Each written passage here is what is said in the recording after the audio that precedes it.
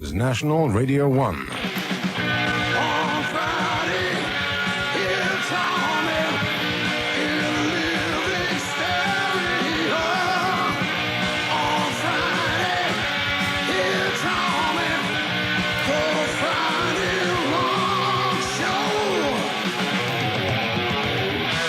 Well, hello there.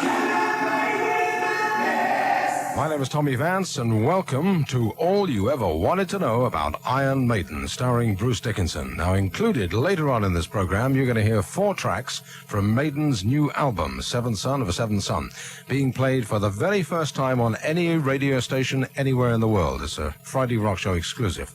So, let's get into it. Can I play with madness? Hello everybody, my name's Bruce Dickinson and I'm sitting on a train at the moment on the way to Frankfurt with Tommy here, and we're going to go and see a show by Joe Cocker. That's not why I'm talking to you. I'm here to answer your questions, and somebody's asked me a question about Castle Donington.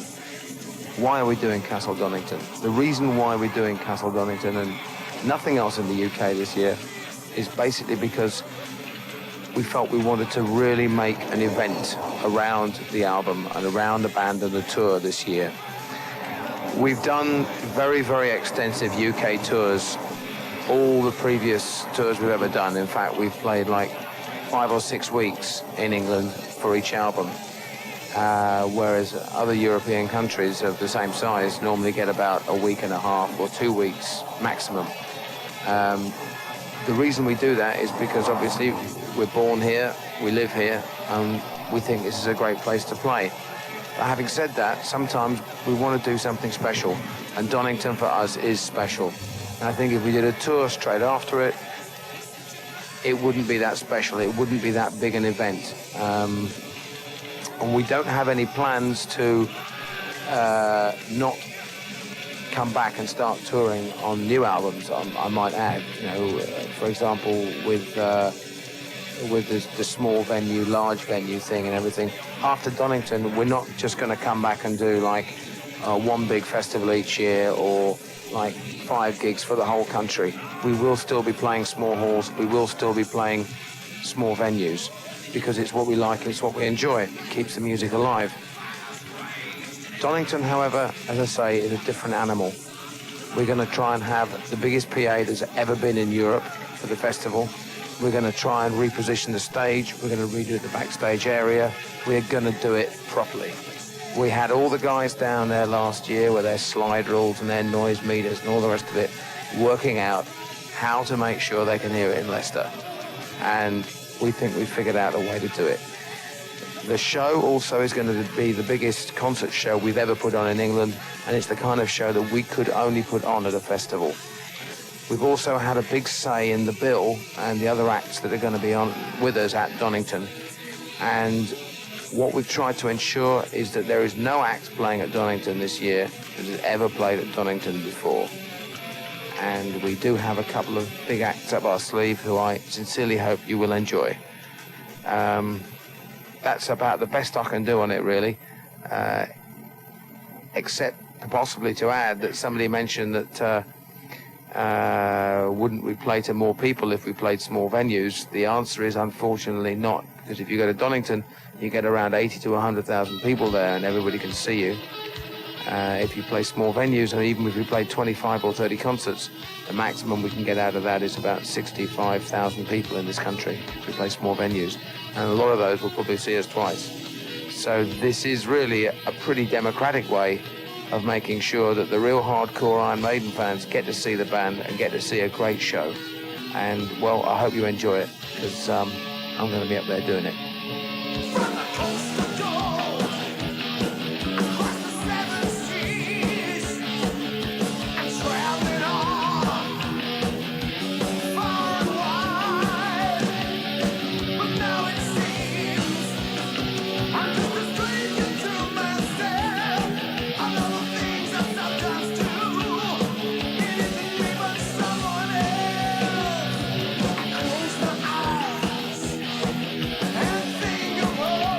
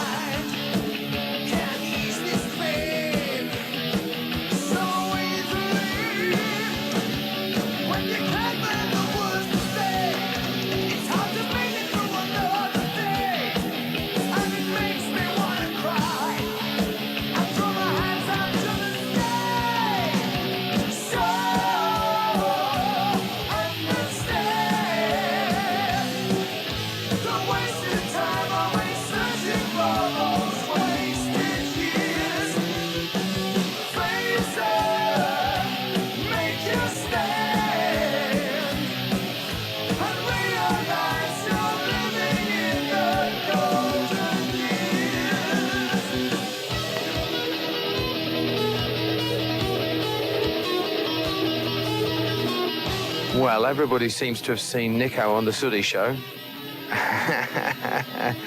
And it's right up Nico's street. I think he identifies quite closely with Sweep, actually, because, you see, drummers are basically hooligans. They're basically mad. And Sweep is basically a hooligan and basically mad. So I don't know what he did to Sooty on the show. I haven't actually seen it, but I don't think he felt a right idiot. Most of the time he is a right idiot. The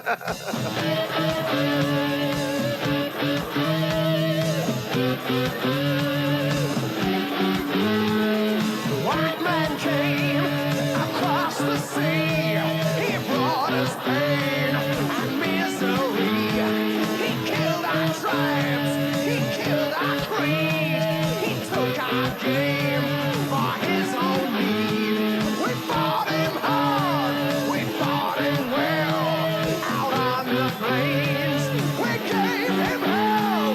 But when it came too much for Creed, oh, will we ever be set free? Riding through dust clouds and barren wastes, galloping hard on the plains, chasing the redskins back to their holes, fighting them at their own game. Murder for freedom, the stab in the back. Women and children are cowards attack. Run to the hills. Run for your lives. Run to the hills. Run for your lives. Soldier blue in the barren wastes, hunting and killing's a game. Raping the women and wasting the men, the only good Indians are tame. Selling them whiskey and taking their gold, enslaving the young and destroying the old. Run to the hills. Run for your lives. Run to the hills. Run for your lives. I don't have any tattoos because I don't know how old you are when you're thinking of getting a tattoo. 16, 17, whatever.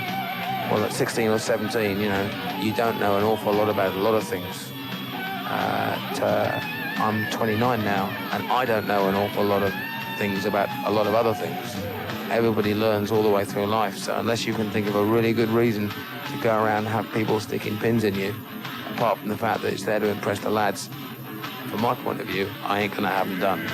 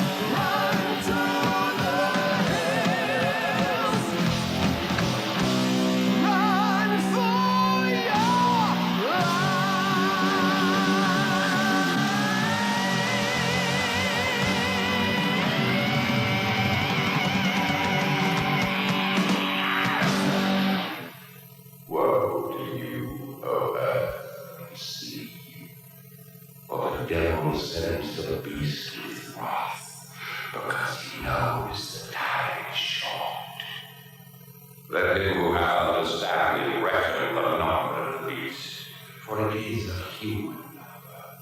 Its number is 666. 666, the number of the beast. Sacrifice is going on tonight.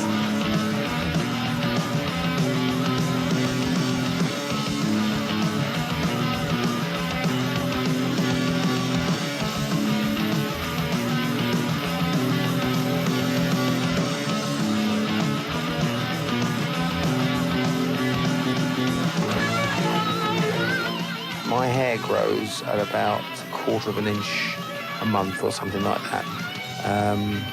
I did have it cut very, very short when I was a kid, because you had to at school.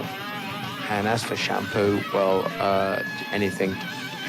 I'm not really bothered if it comes in a bottle that says shampoo and it's, you know, not hydrochloric acid. I'll stick it on my hair.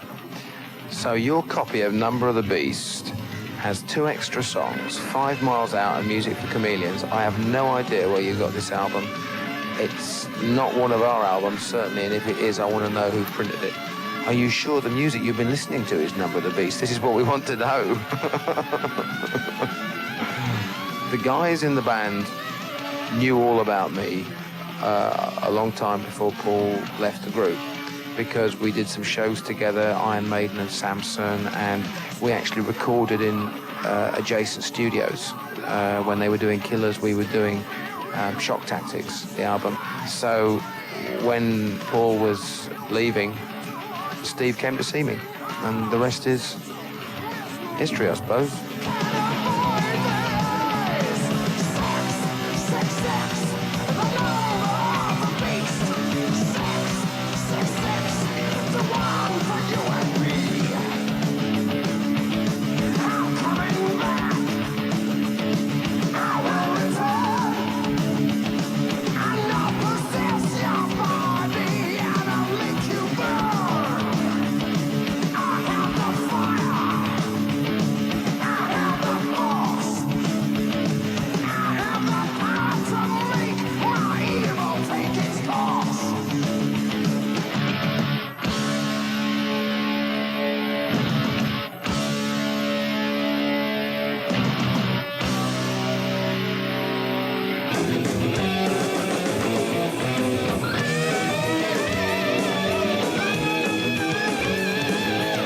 Dave and Adrian are both very different kinds of guitarists, but they're both very, very nice, balanced kind of people. And I wouldn't split their work as guitarists into either one of them as more of a lead guitar player or more of a rhythm guitar player or anything than another.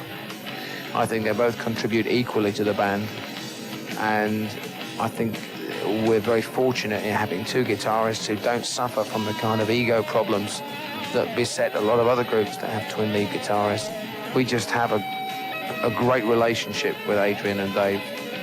They get on with it, they do it, they have great fun, and they've known each other since they were kids. That's probably why they don't have any problems. You know, it's amazing what film editing can do. In the 12 Wasted Years interview, I'm saying, oh, well, I'm not going to wear leathers like Paul and all the rest of it. And there I am wearing a red shirt and a black leather waistcoat. Why?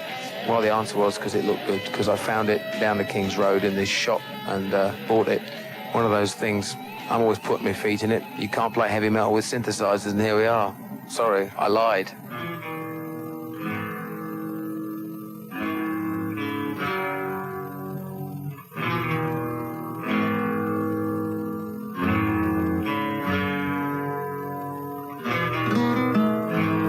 Thrash metal's a funny thing, really. I've got no beef about Metallica, Anthrax and Megadeth and these bands. I think they're very, very good acts. I think they're really good. I think they play great rock music. I don't care if other people call it thrash metal. If you want to call it, you know, kangaroo metal, you can call it kangaroo metal. As far as I'm concerned, it's just good music. That's all there is. Music is just a message. Be all and end all.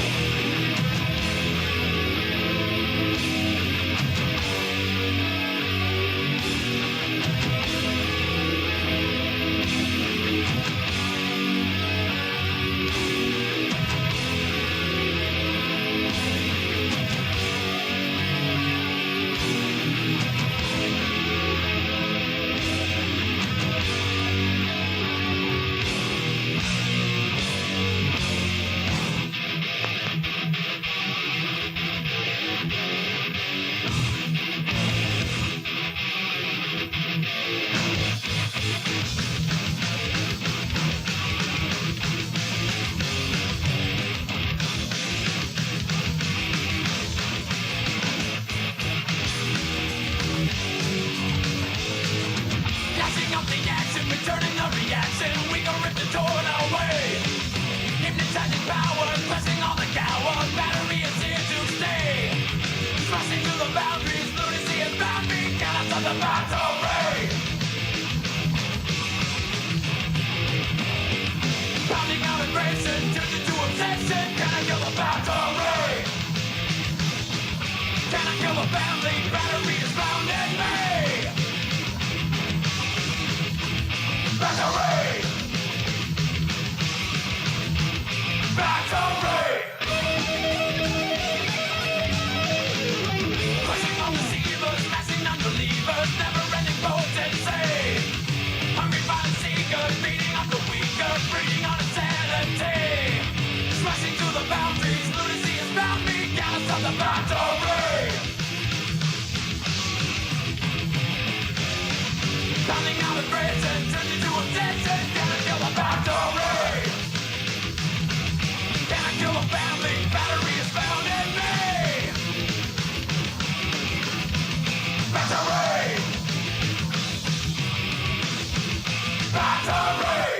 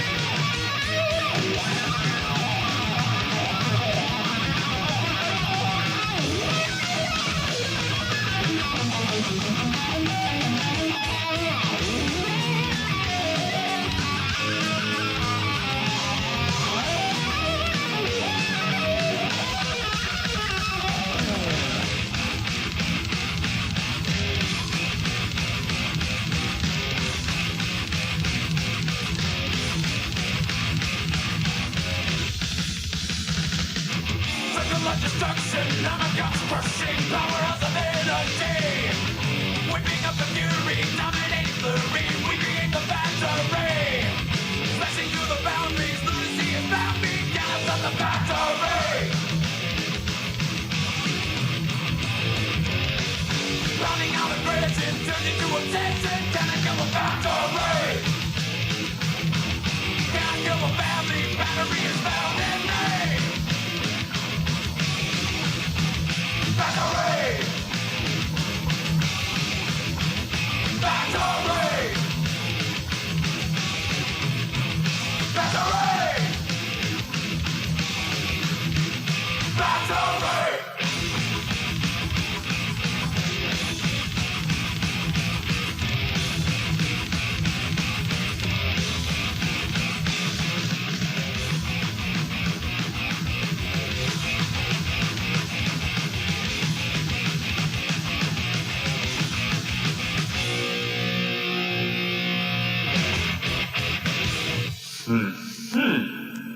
What said the thing with 3 buns?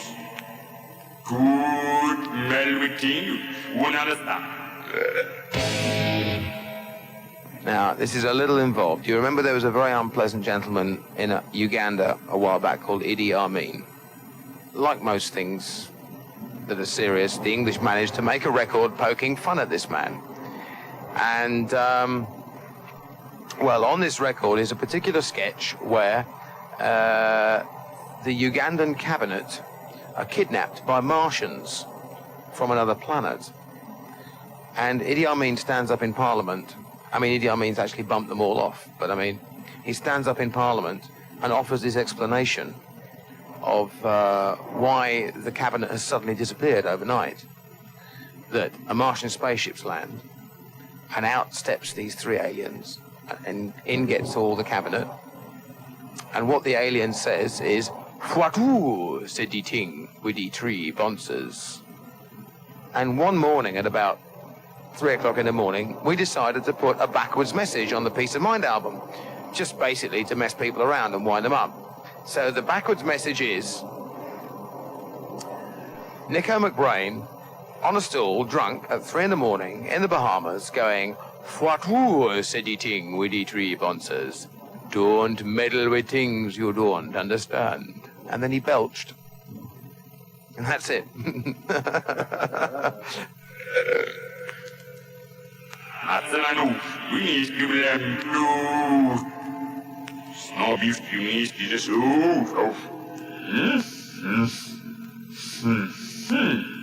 What said the ting with three bonds? Good mel with ting, you won't understand.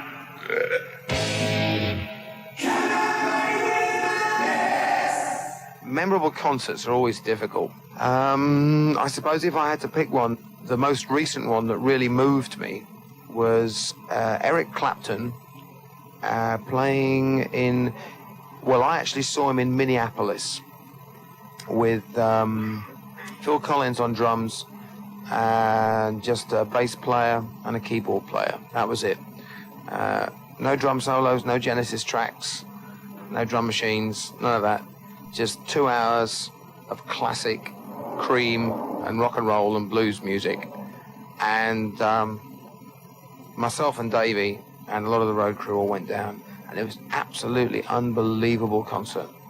For just musically and emotionally, that was the thing that moved me, is that it was such a long time since I'd seen anybody communicate directly with the old tear ducts like that. It was really, really outstanding. And I'd like to thank him personally on the show. Thanks, Eric. I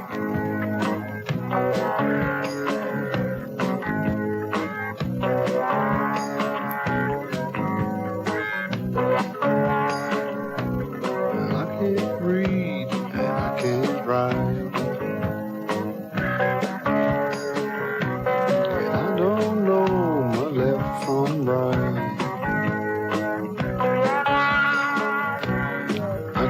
Tell if the sun's gonna shine, and I don't know if you'll ever be mine. I'll make love to you in no time.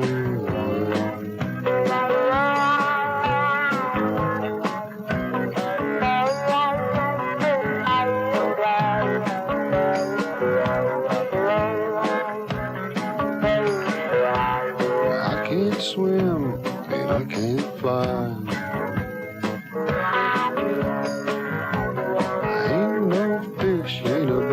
Sky. And I can't tell if the sun's gonna shine. I don't know if you'll ever be mine, but I'll make love to you any old time.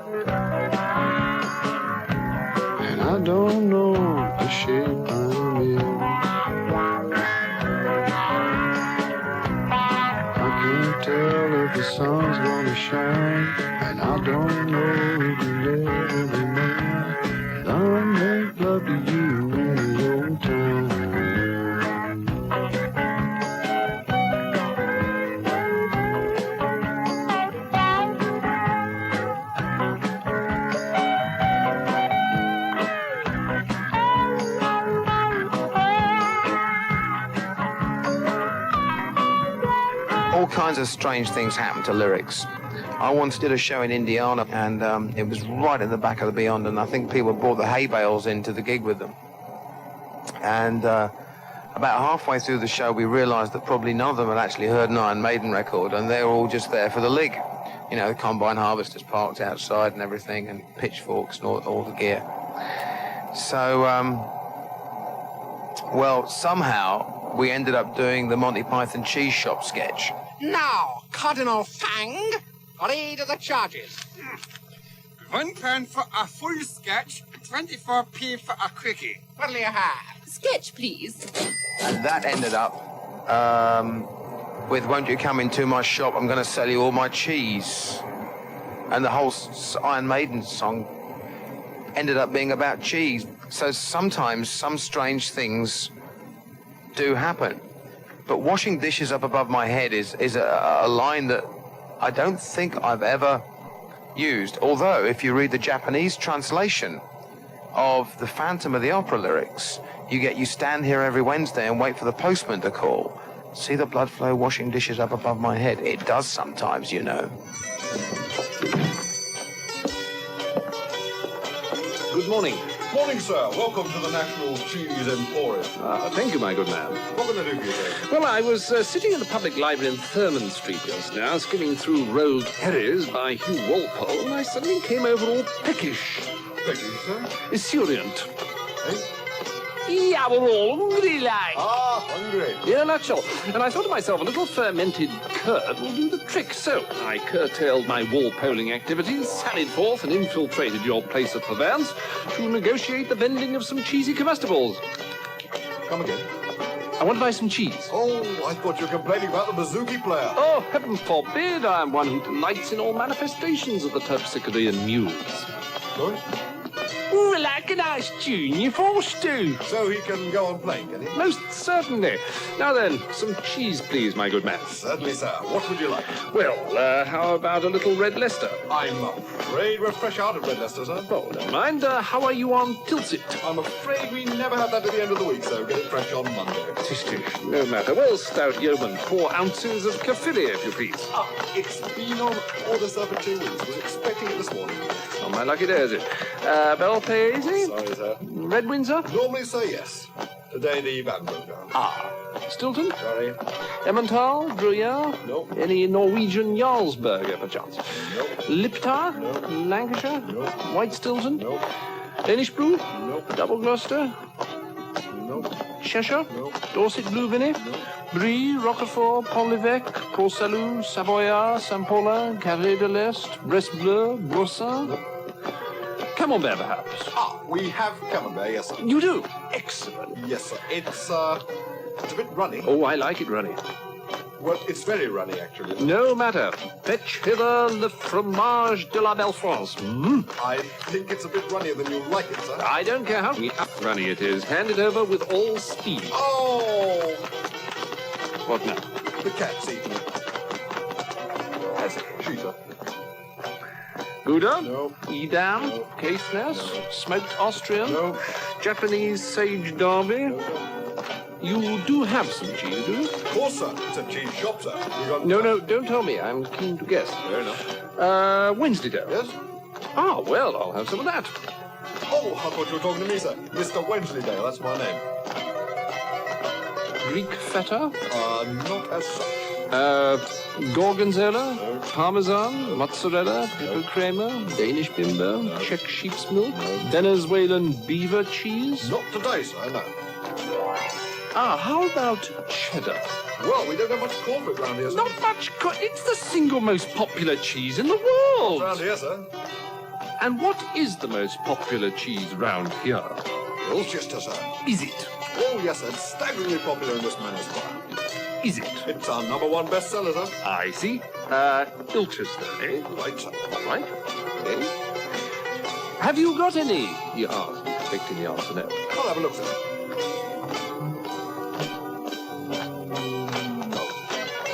It's not much of a cheese shop, is it? Finest in the district, sir. Explain the logic underlying that conclusion, sir. Well, it's so clean, sir. It's certainly uncontaminated by cheese. You haven't asked me about Limburg, sir. Is it worth it? Have you shut that bloody bouzouki up? Sorry, sir. Have you got any Limburger? No. Figures. Predictable, really, I suppose. It was an act of purest optimism to have posed the question in the first place. Tell me, Yes, sir? have you in fact got any cheese here at all? Yes, sir. Really? No, not really, sir. You haven't. No, sir, not a scrap. I was deliberately wasting your time, sir. Well, I'm sorry, but I'm going to have to shoot you. Right over. What a senseless waste of human life.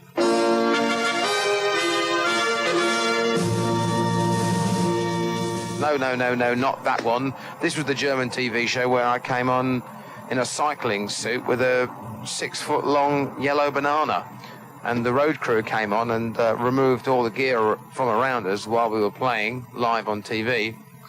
And we all swapped instruments. Steve ended up on the drums and I ended up on the bass, or was it the guitar or whatever it was. I think they were just a bit stunned. Actually, what it really was, we stole Frankie Goes to Hollywood's thunder. They were coming on immediately afterwards and they were going to throw all their gear in the swimming pool. But they couldn't do it. They were extremely miffed, I might add.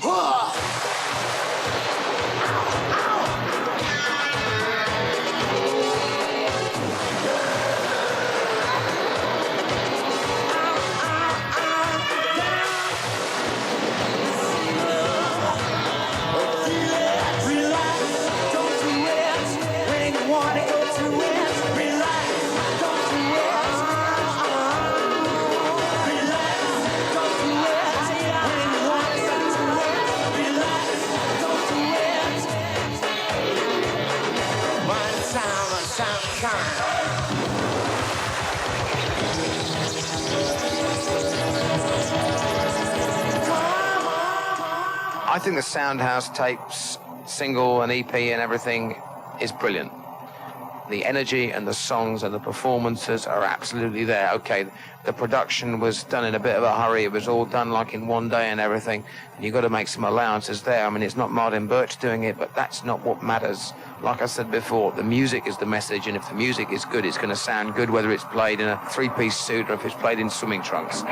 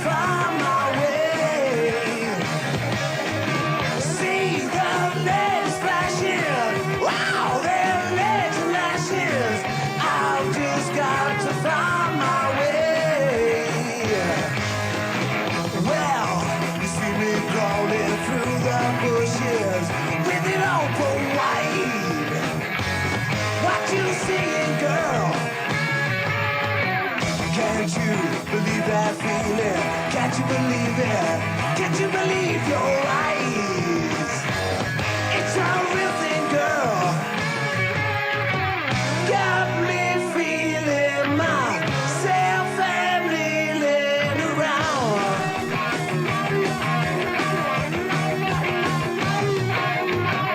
Got me talking, but feel like walking around.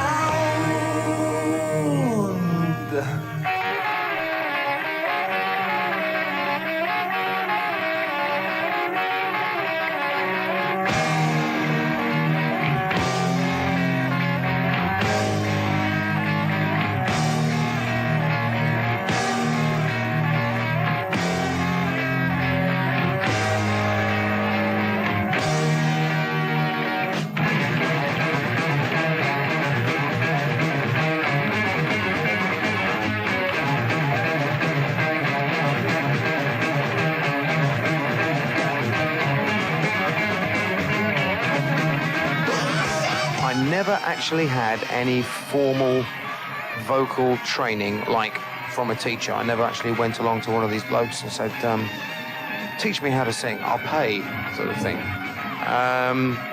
Because I actually had a tremendous fear that the first thing the bloke would turn around and say was, get lost, you can't sing, I'm not going to bother teaching you, you've got a terrible voice. But then that's natural because all singers are extremely insecure, so it's a very insecure kind of instrument to have because you never quite know what it's going to sound like until you open your mouth.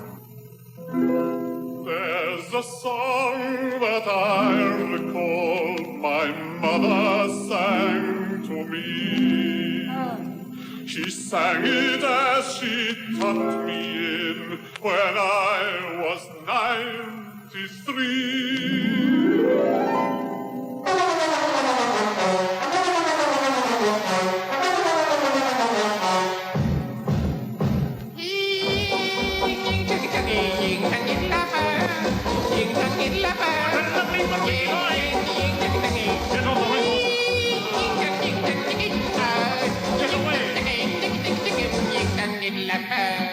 Hear the crazy rhythm, driving me insane.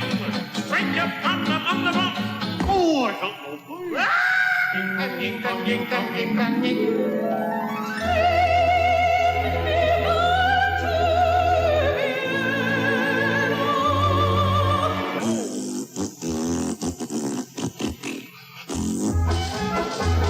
However, it is important to know something about your voice because without knowing something about your voice, you can't look after it, just like an athlete has to look after his body. If you're a runner, you've got to know about the technique of running, otherwise your knees give out and your ankles break and things like that. If you're a singer, you've got to know about how to preserve your voice, how to sing when you've got a bit of a sore throat. You've still got to sing, but how to sing and not damage your voice while still giving a good show. A lot of that is experience, but there are certain techniques which I think people should master. Power and things like that are all things you can develop with training. Your body is just one big resonator. Think of all the space in your chest, all the space behind your nose, all that bone, all the different resonances that go on, all the different noises that you can make with your mouth, with your nose and things like that. If you then combine all those with your breathing control and your technique and your natural talent and everything else like that, then you can make lots and lots of interesting noises with your voice. And that's what it's all about. Chasing dragons with your wooden sword so mighty. You say George or you David and you always kill the beast. Time's changing very quickly and you had to grow up early. A house to smoking ruins and your body's at your feet. You'll die as you lived in a flash of the blade. And a corner of the gun fade away. You live for the touch, for the feel of the steel. One man and his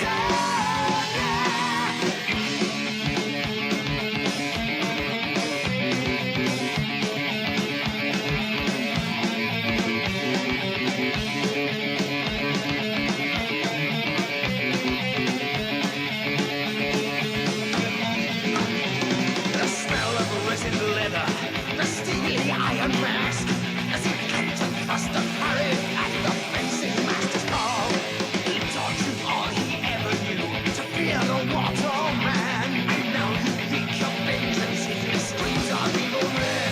You'll die as you lived in a flash of the blade, and the corner of the gun fade away. You live for the touch, for the feel of the steel. One man and his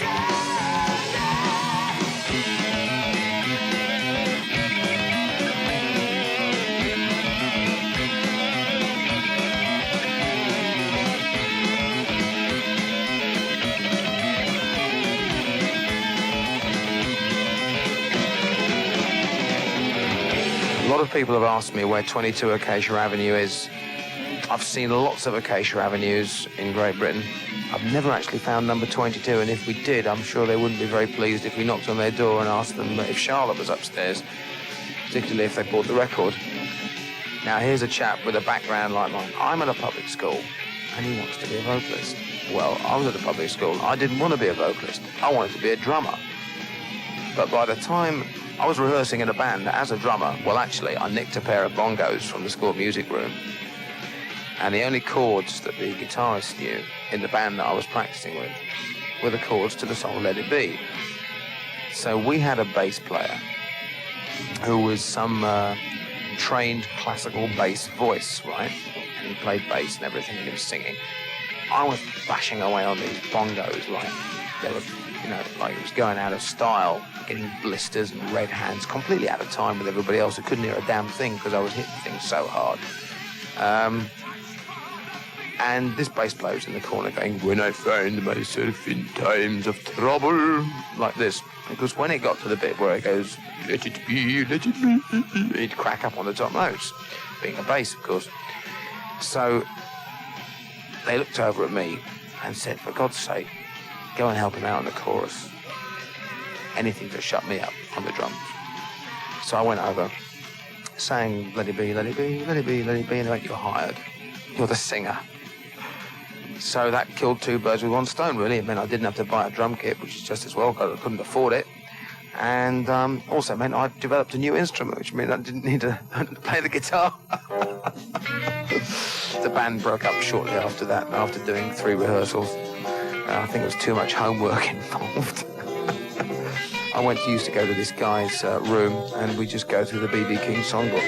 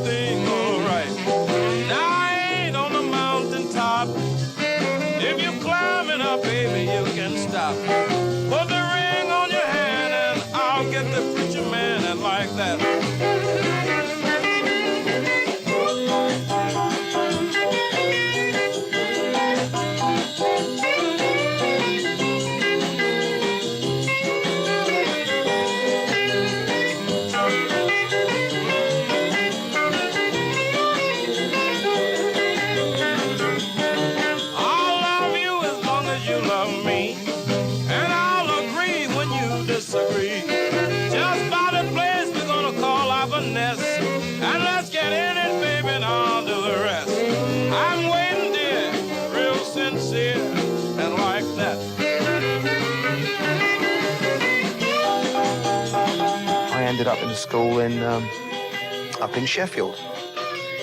My first day there, I got there, short-haired kid, arrives at new school, 18 years old, in the 6th form, Everybody's going, "Oh, blimey," from a boarding school, right?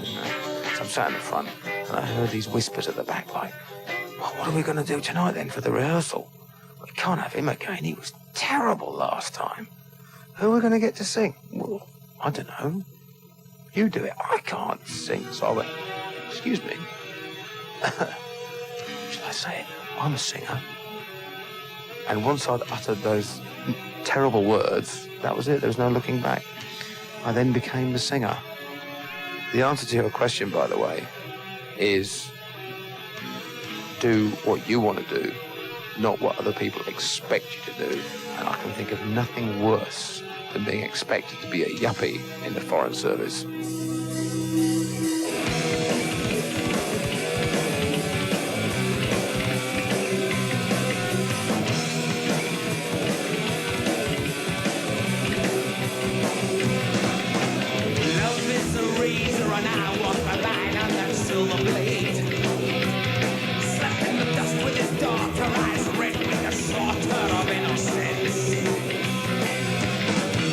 And I will pray for her.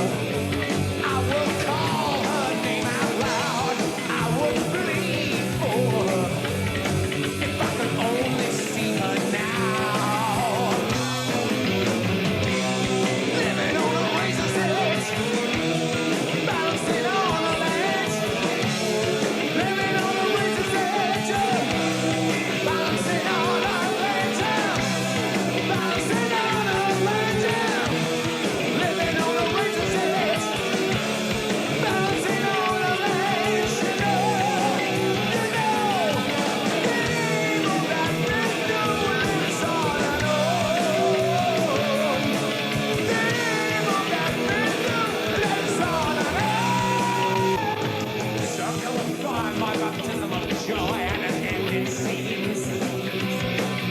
The seventh last lay in the book of life opens before me. And I will pray for you. Someday I may return. Don't you cry for me. Beyond this where I run. Living on a razor's edge. Bouncing on a ledge. Living on a razor's edge. You know. Evil that made you lives on a road. The evil that made you lives on a road. The evil that made you lives on a road. The evil that made you lives on a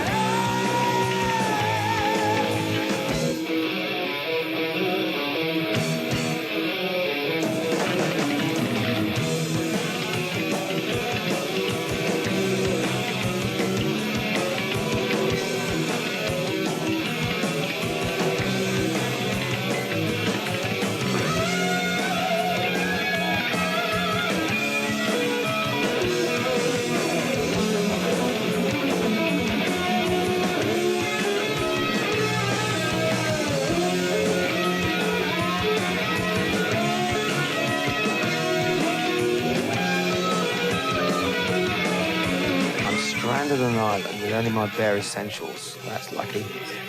I might need them. My favourite food, I suppose I'd take with me a year's supply of spaghetti bolognese or something like that. Favourite typical alcoholic, as long as there was a good supply. I found this beer since I've been in Germany. This stuff called Weiss beer or Weizen beer if you're in the north of Germany. It comes in half-litre bottles and it's brewed from wheat. And enough good stuff. As far as a book would be concerned, I think I would have to take, like Playmates of the Year or something along with me. I'd have to have some female company, and if that was the only female company I could get, well, I just have to put up with the pictures. As long as I got me bare essentials as well, I'd be all right. 3 all-time favourite albums. One of them would be Deep Purple, Made in Japan. I don't know what the other two would be. Guess.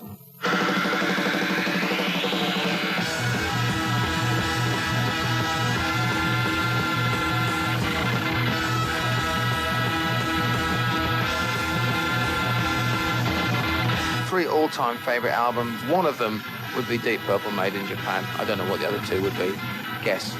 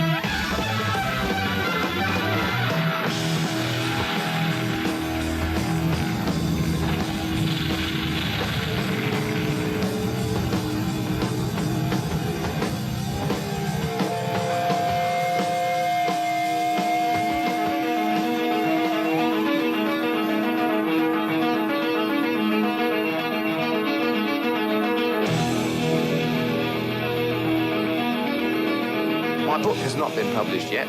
It's called Mistaken Identity, by the way, not the Tale of Lord Iffy Boat Race. And I don't know when it will be published because at the moment we haven't really seriously been going after publishers because we've been doing albums and all the rest of it. There is a rumour going round that Maiden are splitting up. We're not. From the horse's mouth. We are not practising Satanists. We've never been practising Satanists. I've never even been to a seance or been near a seance or any such thing. I do have quite a few books on the subject, but my interest is strictly academic, and I advise everybody else on the planet to keep their interests that way too.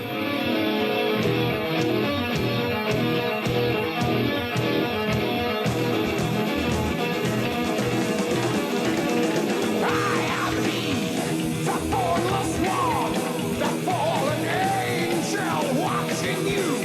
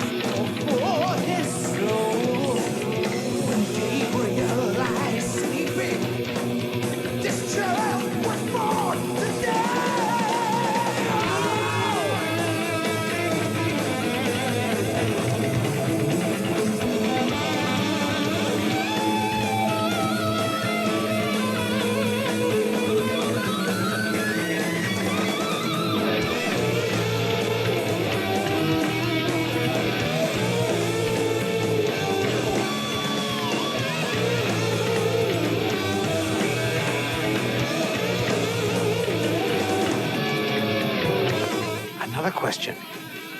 Is Adrian going through a rough patch? Well, he is at this very instant writing a solo album with Nico McBrain. And we are very much looking forward to hearing what comes out. I think it'll be very good. I think it'll be different to Maiden. I hope it will be. So, no, he's not going through a rough patch at all. In fact, I think he's very happy at the moment.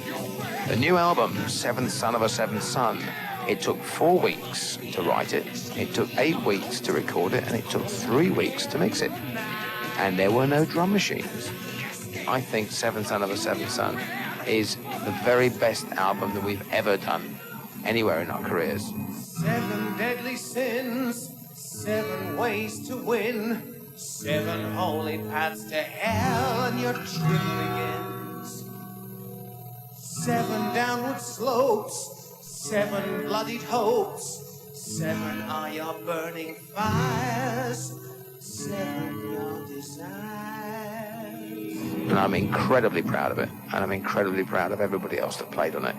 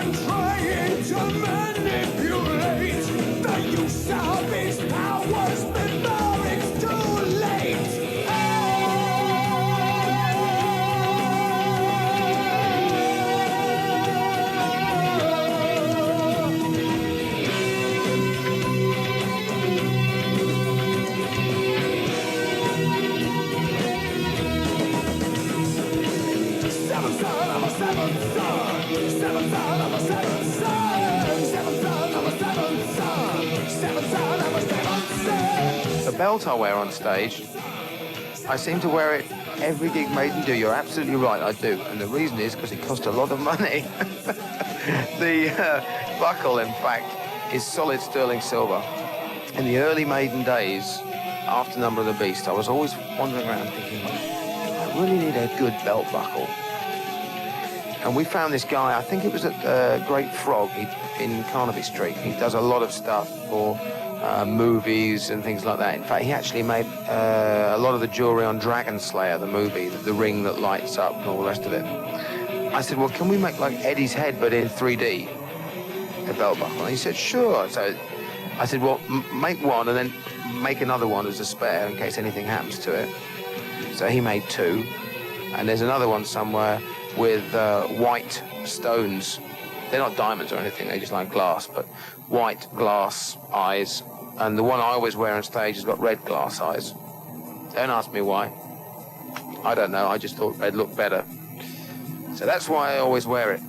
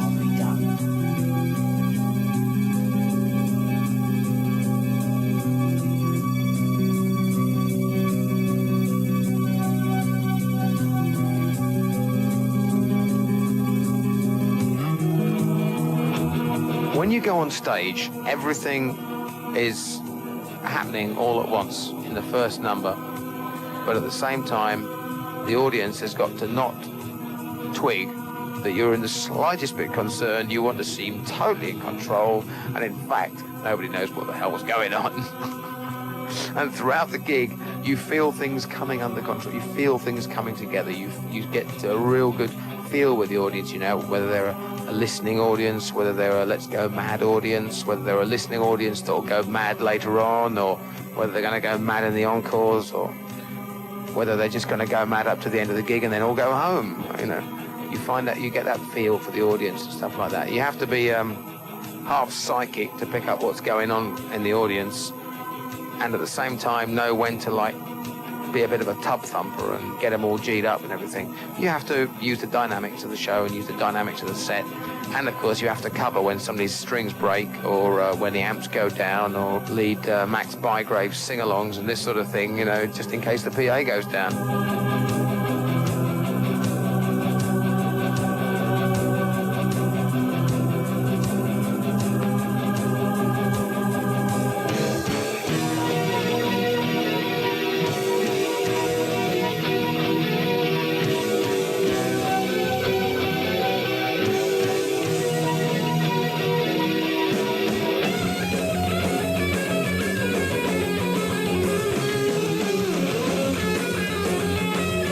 first appearance with Iron Maiden was at Bologna in Italy before we started to write the Number of the Beast album. It was a 5-day tour of Italy as a warm-up shows, and then about 2 or 3 weeks later we came back and we did the English debut at the Rainbow. I didn't open my eyes for the first 10 minutes of the show. I wandered on stage, grabbed hold of the mic stand. Fortunately, it was a very strong mic stand, otherwise I think my knees would have gone. Closed my eyes, and there's sort of like opened one, and there's all these kids down the front all pulling faces at me going, yeah! It was a bit disconcerting when they started, when one of them was shouting, Paul, you're great! Halfway through the show. But I didn't mind. It was all said in the right heart. Why in the Live After Death booklet is there a picture of a washing machine? That's a very good question, and I wish I could give you a very good answer. Except to say, it's there. It's like Mount Everest. If there's a washing machine, take a picture of it. Well, why not? It hasn't got a name. Perhaps we should give it a name. Anybody can think of a good name for our washing machine? Send in a good name. I've got a microwave, for example, called Mr. Waverley. My car is called Jeffrey because it's a diesel, and it goes Jeffrey. Can I play with madness? What the album story started really with Steve. He had the title track, Seventh Son of a Seventh Son, and he had the song The Clairvoyant. Now, the subjects dealt with in The Clairvoyant and The Seventh Son of a Seventh Son are all subjects which we've touched on before, usually on every album. And a lot of Steve's songs tend to be about that sort of thing. Second sight, healing, the ability to see the future, very strange dreams and things like that. But it was only with the idea of this seventh son of a seventh son that it became an actual person that was doing all these things. And I went round his house one day and we said, well, wouldn't it be a great idea if we could make half the side of the record about it? And we sat and talked about it for just a few minutes, and we said, well, let's make the whole side of the record about the life of a seventh son of a seventh son. What happens to him, and what happens to him if the powers that he has when he's born, he doesn't actually like. He doesn't actually get on with them. He's different to other people, and the way that other people treat him because he's different. There's a lot of questions asked on the album, which I don't know the answer to. But which hopefully will make people think a little bit about life, the universe, and everything. Monty Python. You don't know. I say you'll pay for this mischief. On the throne of the lands. Oh, then he fixed me with a freezing glance, and the hellfires raged in his eyes. He said, you want to know the truth, son? Lord, I'll tell you the truth. Your soul's gonna burn in a lake of fire. Can I play with madness?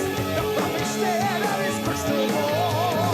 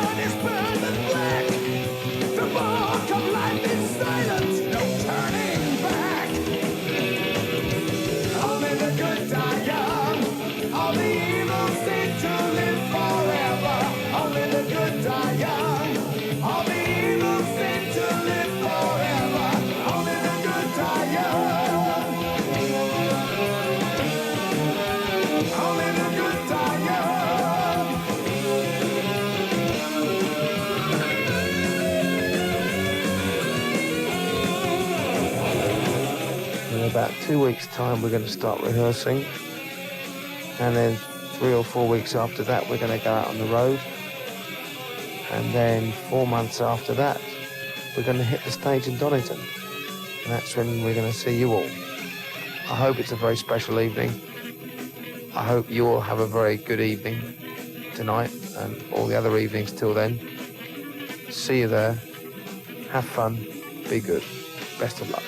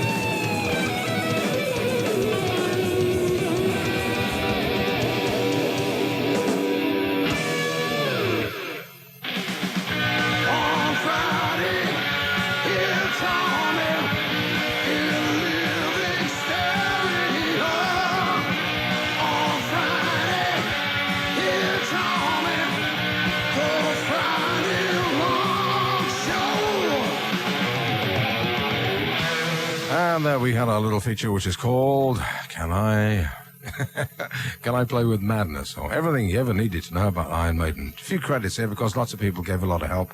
Many thanks to Bruce and the lovely train journey we had from Cologne down to Frankfurt to see a Joe Cocker gig, which was absolutely great. Thanks to Steve Payne at EMI, Smallwood Taylor Management. Also thanks to the engineers who worked on the program as well here at the BBC. Thoroughly enjoyed doing it. Don't forget the album comes out very shortly. Exclusive tracks there, including, of course, the last one you just heard. Exclusive tracks from Seventh Son of a Seventh Son. First heard anywhere in the world on the BBC, which I think is really nice. Very proud to be able to say that. Thank you very much, Iron Maiden, for giving us that exclusive. And whoever you are, wherever you are, I hope you enjoyed the program. And, of course, this year they're going to do Donny headlining. 14 minutes past 11, as it's a holiday, I thought we'll dig out some tracks that we don't play too often. And I often get people who write in and say, would you please play The Whole of Grendel by Marillion? So, why not?